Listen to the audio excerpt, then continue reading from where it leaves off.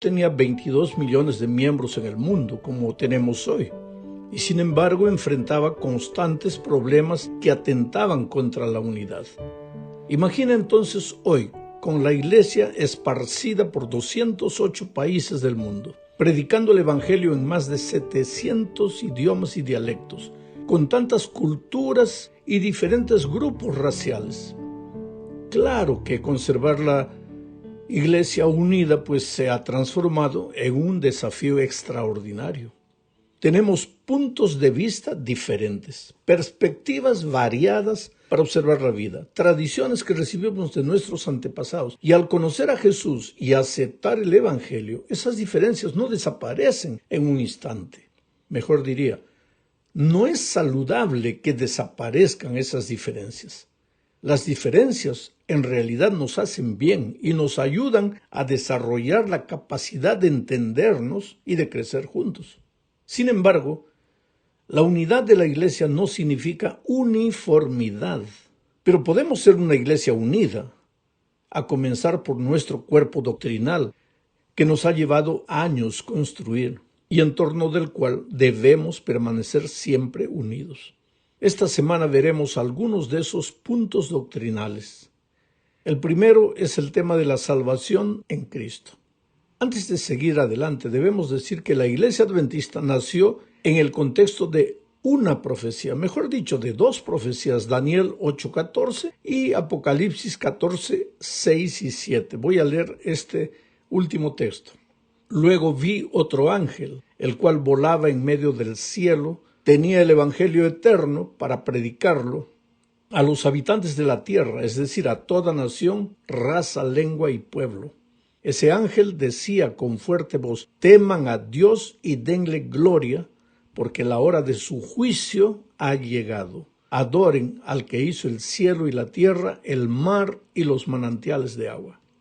Sabes, como adventistas creemos que ese ángel de Apocalipsis 14 es el símbolo de la iglesia remanente que se levanta para predicar el evangelio eterno, pero en el marco del juicio investigador.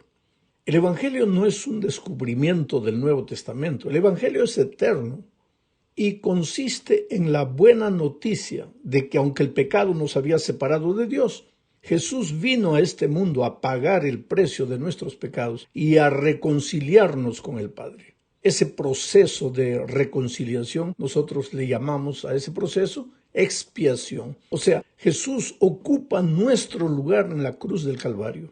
Éramos nosotros los que habíamos pecado y éramos nosotros los que debíamos morir, mas Dios muestra su amor por nosotros en que siendo aún pecadores, Cristo murió por nosotros. Ahora solo nos resta creer en lo que Jesús hizo en nuestro favor y seremos salvos. Nada hicimos para salvarnos. La salvación no es resultado de nuestras buenas obras, de nuestro buen comportamiento, de nuestra buena conducta. No es resultado de haber cumplido todo, haber seguido, guardado, obedecido todo. No. En nosotros, naturalmente, todo es malo y pecaminoso. Por eso, hasta nuestras justicias son como trapo de inmundicia.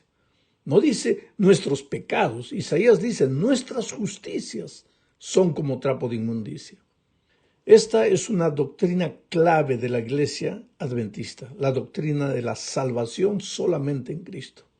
Y aunque otras iglesias evangélicas también creen lo mismo, nosotros predicamos la salvación solo en Cristo, pero en el contexto del juicio, como lo indica el ángel de Apocalipsis 14. En otras palabras, todos tendremos que darle cuenta a Dios sobre lo que hicimos con el bendito don de la salvación. No hicimos nada para salvarnos. Cristo lo hizo todo, pero nosotros tenemos la responsabilidad de aceptar o rechazar, y de eso tendremos que dar cuenta en el día del juicio. Vamos a la segunda parte de este estudio. Aquí veremos otra doctrina clave de la Iglesia Adventista, que es la segunda venida de Cristo. Nuestro nombre es Iglesia Adventista, de la palabra advenimiento, o sea, segunda venida de Cristo. Ya vimos que cuando el ser humano escogió el camino de la desobediencia, y trajo a este mundo el dolor y la muerte, Dios proveyó un plan de salvación que tenía como fundamento a Cristo, el Cordero de Dios que quita el pecado del mundo. Este plan se concretizó en la cruz del Calvario, donde Jesús entregó su vida por nosotros.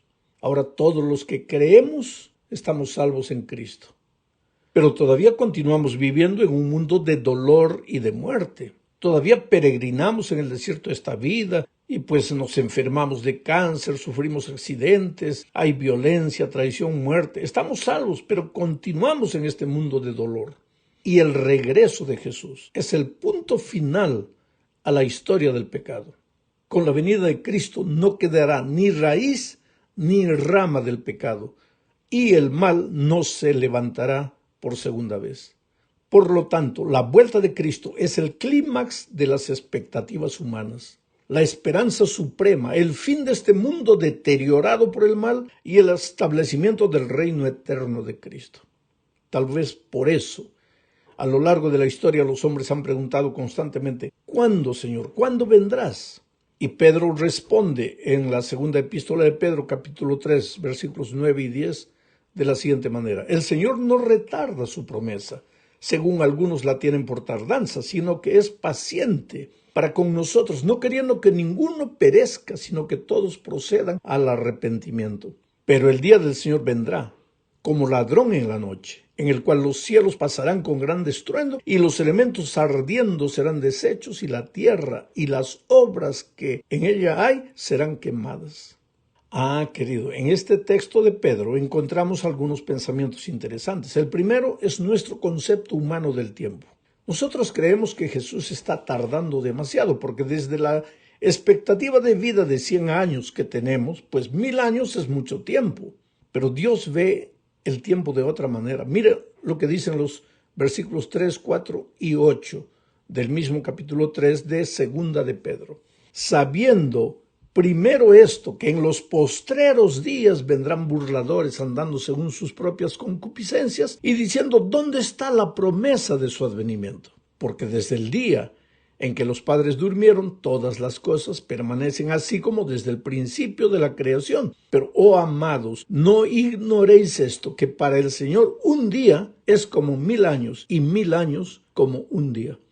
¿Sabes? Esto es interesante. El Señor no tarda su promesa. El problema es la paciencia que Él tiene para con los pecadores que todavía no quieren arrepentirse. Y el segundo punto, pues es el concepto de tiempo. Para el ser humano 100 años es una vida entera, pero para Dios 1000 años es apenas como un día. Pero es justamente por causa del poco tiempo de vida que el hombre vive que a veces anda inventando disculpas para fijar una fecha para la venida de Cristo. Pero la Escritura es clara al enfatizar el hecho de que la venida de Cristo es lo importante, no la fecha. Y nosotros como iglesia predicamos la preparación de la iglesia para el encuentro con Cristo, no la fecha. Acerca de la fecha, dice que será como el ladrón en la noche, o sea, sorpresivamente, cuando nadie piensa que vendrá, Cristo vendrá. Pero Jesús vendrá clara y visiblemente, así como los apóstoles lo vieron irse. Y cuando leemos Mateo 24 nos damos cuenta que estamos viviendo en los últimos tiempos. No hay fecha, pero estamos viviendo en los últimos tiempos. Por lo tanto, la doctrina de la venida de Cristo es una doctrina clave en la iglesia adventista. La tercera doctrina que veremos es el ministerio de Cristo en el santuario celestial. Leamos Hebreos capítulo 9, versículos 11 y 12. Pero Cristo vino ya, y es el sumo sacerdote de los bienes venideros, a través del tabernáculo más amplio y más perfecto, el cual no ha sido hecho por los hombres, es decir, que no es de esta creación, y no por medio de la sangre de machos cabríos ni de becerros, sino por medio de su propia sangre. Entró una sola vez y para siempre en el lugar santísimo, y así obtuvo para nosotros la redención eterna. Sabes, mi amigo querido, este es uno de los muchos textos bíblicos que deja claro que existe en el cielo un santuario donde Dios habita. Pero Dios es un Dios infinito. Nada lo puede contener. Y si existe el santuario, no es porque Él necesite una residencia, sino porque nosotros Necesitamos un punto en que la eternidad divina y la temporalidad humana se encuentren. Ese lugar es el santuario. A Moisés, Dios le ordenó que Israel le construyera un santuario, y en ese santuario Dios le mostró a su pueblo el plan de la salvación. Cada detalle de lo que ocurría en el santuario mostraba algún aspecto de la salvación. Ahora, en el santuario de Israel existían dos compartimientos, el lugar santo y el lugar santísimo. A este último, al lugar santísimo, el sumo sacerdote entraba una sola vez por año a realizar la ceremonia de la expiación. Ahora, los adventistas creemos, por lo que las profecías de Daniel anuncian y por la descripción del libro de Hebreos, que Cristo inició su obra de intercesión y juicio en el santuario celestial el 22 de octubre del año 1844. Por eso el autor de la epístola a los Hebreos dice lo que ya leímos, pero Cristo vino ya y es el sumo sacerdote a través del tabernáculo más amplio y más perfecto, el cual no ha sido hecho por los hombres y no por medio de la sangre de machos cabríos ni de becerros, sino por medio de su propia sangre. Entró una sola vez y para siempre en el lugar santísimo y así obtuvo para nosotros la redención eterna. Como Iglesia Adventista nosotros creemos que a partir de 1844 se inició el ministerio intercesor de Cristo, la obra de juicio allá en el cielo, que estaba simbolizada por el día de la expiación del santuario de Israel. Vamos a la cuarta doctrina clave de la Iglesia Adventista. Esta es la doctrina del sábado. ¿Saben? Los adventistas no guardamos el sábado por un capricho humano. No es la terquedad de un pueblo que no entiende la gracia, como diría alguien. Es justamente porque el tema de la gracia nos es claro que amamos a Jesús y deseamos hacer lo que lo va a dejar feliz. ¿Acaso Él no dice, si me amáis, guardad mis mandamientos? Mira, si encontráramos en la Biblia un solo versículo que dijera que porque Cristo resucitó el domingo, el sábado ya dejó de ser santo y ahora pasó a ser el día santo el domingo, entonces pues nosotros seríamos los primeros en aceptarlo. Al fin de cuentas, 1 Juan 2:4 dice, el que dice, yo le he conocido y no guarda sus mandamientos, el tal es un mentiroso y no hay verdad en él. Entonces los adventistas guardamos el sábado, porque el sábado fue establecido como un día sagrado por Dios desde la creación. Génesis capítulo 2 versículos 1 al 3 dice, así fueron terminados los cielos y la tierra y todo lo que existe. Dios terminó en el día séptimo la obra que hizo, y en ese día reposó de toda su obra. Y Dios bendijo el séptimo día y lo santificó, porque en ese día reposó de toda su obra. Ah, mi amigo querido, Dios hizo 3 cosas en el sábado. Primero, descansó. Ahora, si Dios descansó, seguramente no fue porque Él estuviera cansado. Tú sabes que Dios no se cansa ni se fatiga. Seguramente fue para darnos ejemplo de lo que deberíamos hacer, para separar ese día como un día de comunión especial. Eso no quiere decir que durante la semana no mantengamos comunión con Cristo, sino que ese día, el sábado, sería un día en que el ser humano dejaría todas sus ansiedades de lado y se concentraría únicamente en la comunión con Cristo. En segundo lugar, Dios bendijo al sábado y por lo tanto pasa a ser un día bendito. Y si Dios bendice alguna cosa, pues tenemos que tener respeto con esa cosa porque es una cosa bendita. Pues el texto bíblico dice que Dios bendijo el sábado. Pero Dios hizo algo más, lo santificó. Y ahora el sábado pasa a ser un día santo. Para que entiendas esto, te voy a contar lo que pasó con Moisés. Un día, él se estaba acercando allá en el desierto a la zarza que ardía y oyó la voz de Dios que le decía, Moisés, quita las sandalias de tus pies, porque el lugar que pisas es santo. Ah, esto es interesante. Así que hoy nosotros deberíamos tener mucho cuidado al tocar el sábado, porque es un día santo. Vuelvo a repetir, no es el capricho de seres humanos, es la palabra escrita de Dios, y nosotros humildemente apenas queremos hacer lo que Dios dijo. Por eso nuestro nombre como iglesia es adventistas, porque la segunda venida de Cristo es una de nuestras principales doctrinas, y del séptimo día, porque guardamos el sábado conforme al mandamiento. Llegamos ahora al fin de este estudio y aquí veremos la doctrina del estado de los muertos. Esta es otra de las doctrinas distintivas de los adventistas. Los adventistas creemos que cuando Dios creó al hombre, lo hizo del polvo, del barro, y después sopló en sus narices el soplo de la vida. Creemos también que en la hora de la muerte sucede todo lo contrario. El cuerpo vuelve al polvo de donde fue tomado y el soplo de vida vuelve a Dios. Por lo tanto, después de la muerte no existe un espíritu consciente. La Biblia es categórica al afirmar en Eclesiastés capítulo 9, versículos 5 y 6 lo siguiente: ciertamente, los que viven saben que un día morirán, pero los muertos nada saben ni nada esperan, porque su memoria queda en el olvido. También mueren con ellos sus amores, sus odios y sus envidias, y jamás vuelven a participar en nada de lo que se hace bajo el sol. O sea, una vez que el hombre muere, se acabó y ya no existe más. Y después, Salomón añade lo siguiente en el versículo 10. Todo lo que te venga a la mano para hacer, hazlo según tus fuerzas. Porque en el sepulcro, que es a donde vas, no hay obras, ni proyectos, ni conocimiento, ni sabiduría.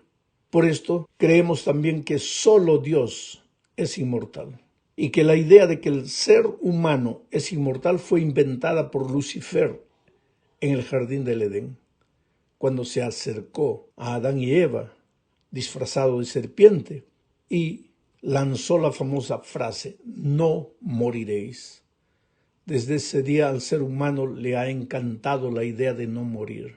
Hoy día se predica en el mundo entero de diferentes formas, a través de la música, a través de las películas, a través de los conceptos de los libros que llenan las librerías, que cuando el hombre muere o se reencarna o su espíritu sale vagando por ahí, lo que bíblicamente no es correcto, porque bíblicamente cuando el ser humano fallece, pues sucede todo lo contrario de cuando fue creado.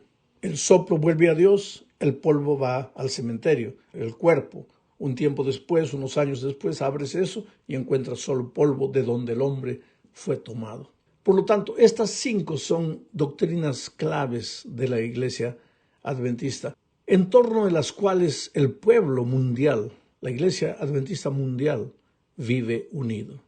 Ahora, el hecho de que esto es lo que sabemos hoy y esto es lo que creemos hoy, no quiere decir que no estamos abiertos a seguir estudiando estos asuntos.